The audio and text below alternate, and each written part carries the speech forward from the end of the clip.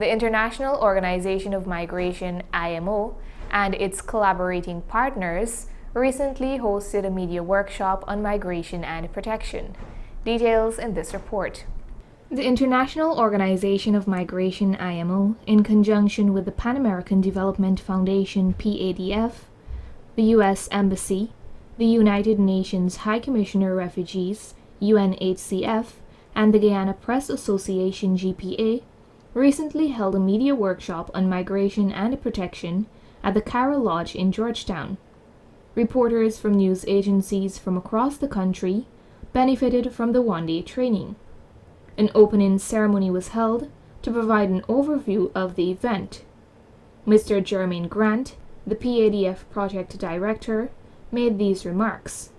Today's event will focus on building the capacity of media workers on the topic of migration and intersection on news reporting on migration issues. PADF appreciates your presence here today, where media workers will interact and share their experience working on migration issues and provide perspectives on media reporting on stories of vulnerable migrant populations and host communities. It is imperative you are informed and equipped with the necessary information, tools, and approaches on all sectors of your work, including on migration, that is a topical issue in our hemisphere and Guyana. Mr. Robert Nateo, the IMO Chief of Mission, also said, "Media coverage on migration can be expensive, but background work is fundamental. This training aims to make this task easier for you. How can we get rid of these cliches? How can we address migration issues without falling into the many traps of infotainment, victim narrative, alibis on the positive impacts of migration? How can we talk about migrants without stigmatizing them? And what are the real issues underlying human mobility?" It is my hope that after this training, all of you are more equipped to engage in that in-depth analysis, to avoid some of the tropes that we often fall into when reporting on migration. And I thank you very much for being with us this morning. The president of the Guyana Press Association, Mrs. Nazima Ragobir, during her address said, The Guyana Press Association does not give up any opportunity to ensure that media workers continue to be trained in many different areas, on many different topics, as wide as possible.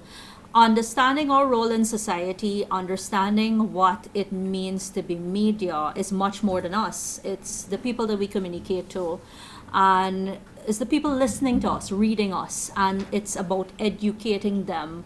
And we have to understand the issues that we're covering. And I know there are many layers to a lot of the issues. I'm hoping that at the end of this, you take back ideas that you have from here to your newsroom. You take back your ideas, but also with the guidelines that you hear today, some of the issues you discuss, and the guidance given here today, to develop stories and to put more emphasis on what you do on such stories. Ms. Ragobir further stated, "A lot of my colleagues here today are pretty young. If you intend to stay in journalism and you intend to stay in the media, try to ensure that you inform yourself as much as possible and do not give up any opportunities for training." Additionally, Mrs. Violetta Talandis, who is the PRO of the U.S. Embassy, said, "I hope that today's workshop sparks some ideas of how the two can mesh to bring the stories to life that are already happening around the country. Guyana will continue to attract migrants from all over the region, so the better the stories are, the better policymakers can react. And it doesn't have to be sensational. It doesn't have to be a murder. It can be a little girl who's missed her friend's birthday party, and why. Through the State Department's Bureau of Population, Refugees, and Migration, our support for this issue will continue. But it is our hope that the media finds the issue as important to tell the full story of Guyana's progress as a regional player." At the end of the training exercise, Each participant was presented with a certificate of participation.